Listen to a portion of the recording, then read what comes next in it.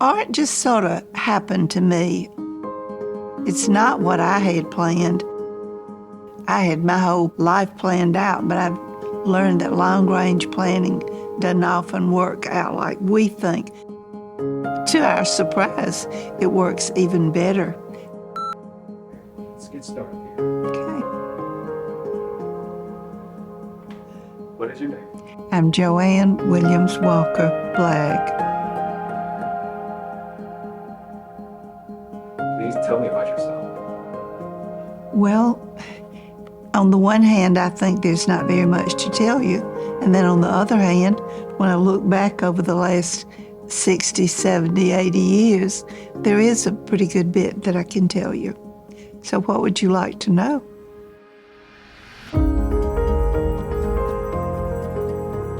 I mainly wanted to be the cookie chairman for the Girl Scouts and a member of the Jonquil Garden Club and a member of the study club, and thought that's what I'd be doing.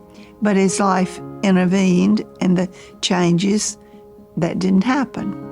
But what did happen to me were things that were so wonderful and unheard of. Nobody could have ever convinced me that I could have been able to do the things I've done. And I used to be a good bridge player, and I loved playing bridge, and I loved being with my friends, but it's just not enough. I want something I can get my teeth into and get my hands on and get involved with, that somewhere down the line, somebody else will enjoy it. And I will leave a beautiful legacy behind. I know that.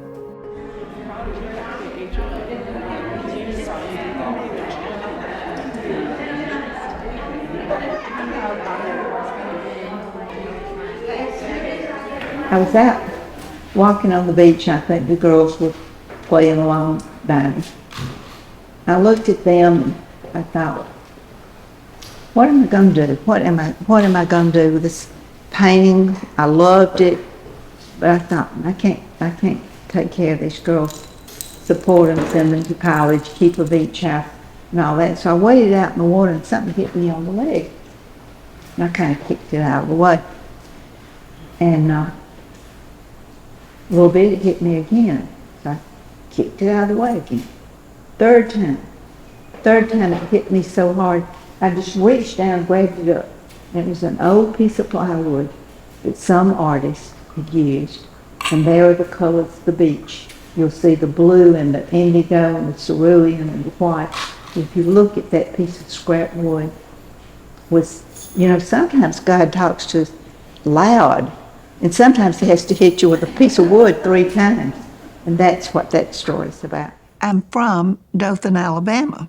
I grew up in Dothan and Brewton, and then moved to Opelika in the 60s, 63, and consider Opelika my home because this is where I raised my 2 children. I have 2 daughters, Kim and Kay. My girls are very successful in their own right. They didn't want to be painters. I think I burned them out a little bit. But I have burned them out. I mean, that's all they have ever seen is me painting something and doing a book or doing a program.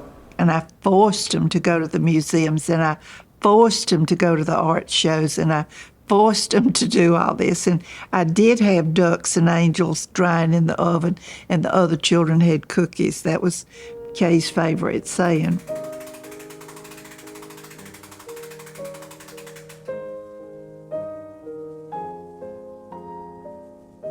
At the end of my life, when I stand before God, I would hope that I have not a single bit of talent left, and I can say I used everything you gave me.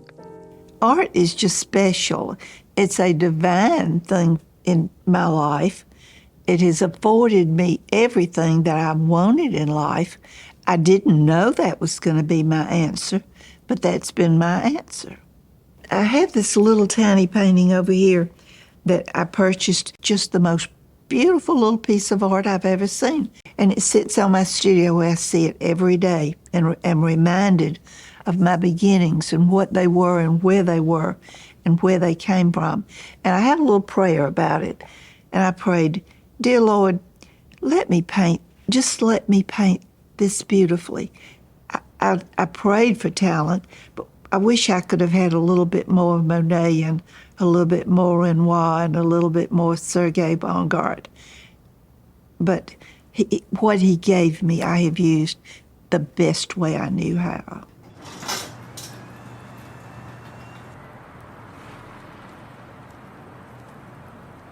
Oh, I have so many influences. I seem to have a tendency to love the Russian painters Fyodor Zakharov, Guido Frick, Don Sali. I put in your little gift bags that Lucy's going to give you in a little bit, I put a list of my favorite artists. They're mainly the Russians. I don't think I put Fyodor Zakharov on there, but I should have. Sergei Bongard is my very favorite painter. He's Russian. There's something about the Russians and the work and all that is so beautiful. And I find that that's the work I lean toward. They're the ones that seem to have struggled so much with such a lack of equipment and good supplies. We have an abundance of that today, but they didn't have the things the advantages that we had. They had to paint sitting in the edge of the street or in the snowstorm, and we don't have to do that. And I read books. I have art books surrounding me all the time. I usually have fresh flowers. I love flowers, but I love anything beautiful. It can be beautiful poetry. It can be a beautiful sermon. The verbiage, the words, they strike beauty. A beautiful dance. Now, I'm a terrible dancer. I can't put one foot in front of the other. And my husband, Herman, is just a darling, good, wonderful dancer. And always when we'd get up to dance together, he would say, "Okay, Joanne, now 1, 2, 3, 1, 2, 3, to help me with my rhythm, but I have no rhythm and no grace. My strongest supporter has been my precious Herman, my husband. He couldn't be here today. He has Parkinson's. He's in Panama City. He's not in good shape, but he has encouraged me and urged me, and he thinks everything I touch is just wonderful. So he's been my biggest cheerleader, and I miss him, but if he would have, he could have been here, he would. I met Herman at a cocktail party in Bay Point. Oh gosh, 30 years ago. But we had dinner and lunch pretty frequently, and after 20 years of an off and on courtship, we decided we'd get married. But during all that time, he's always encouraged me to pursue my dreams and do what I wanted to do, and he's just been right there to help me.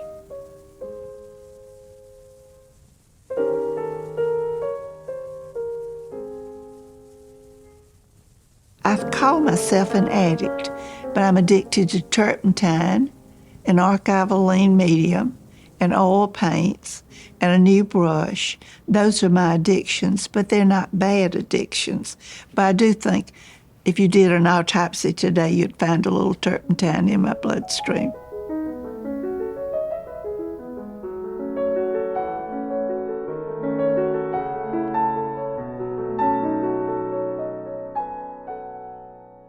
Well, anyway, Milton and I did this book, and believe it or not, it sold 1 million copies. It went into every Hobby Lobby, every Michael's, every craft shop in America, Canada, and Mexico. When I first went to George and told him my idea, I said, "George, I know a little bit about the book business, but I said, Milton's got something that's totally different. The decorative painter has not seen it." And I said, "I want to know if you think you could print it." He said, "Oh yeah, we can print it for you. I think I can sell it." I said, "What would you do 50,000 copies for?" And he mulled it over and mulled it over. And he said, "I think I could do 50,000 for $40,000. George, I ain't got $40,000 today, but I've got collateral for it, and you'll get your money. I promise you, you'll get your money. I'll pay you back. I don't know how, but I'll pay you back." We took that book, went to the convention with our copies, put Milton's beautiful 10 paintings around and sold out. We put them on the convention floor at 10 o'clock that morning. At 2 o'clock that afternoon, I was sold out, writing advance orders. I went to the phone. I said, George, I can pay you every penny. I'm coming home. I'm bringing you the money. You get all the first 40,000. But I said, I'm sold out and I've got orders. I said, can you put me 200,000 back on the press tomorrow? He said, we'll start tomorrow.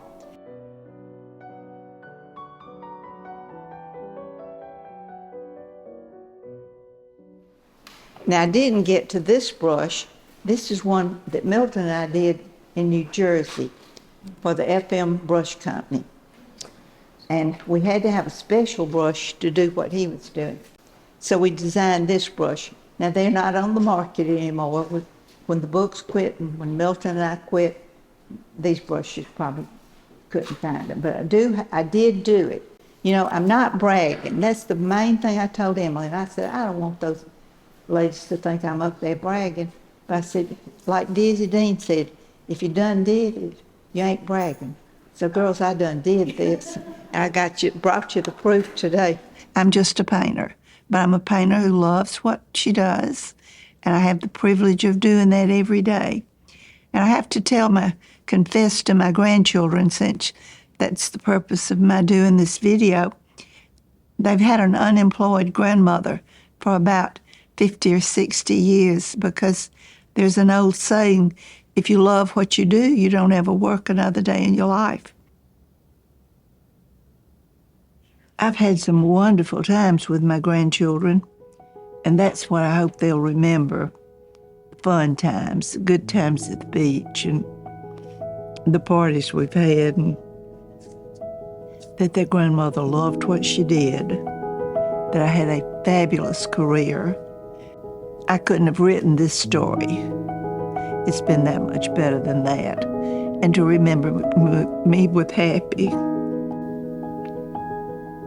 with love.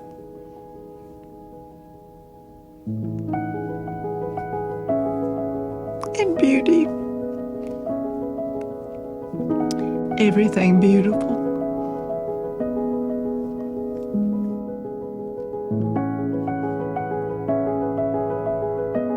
I just think things that are beautiful are so important. And I think art is so important. I think without music and dance and song and a good book and a beautiful painting and a lovely flower, this life wouldn't be so special. But it is special because of all those things. I'm just a bit player in a beautiful saga and a beautiful story.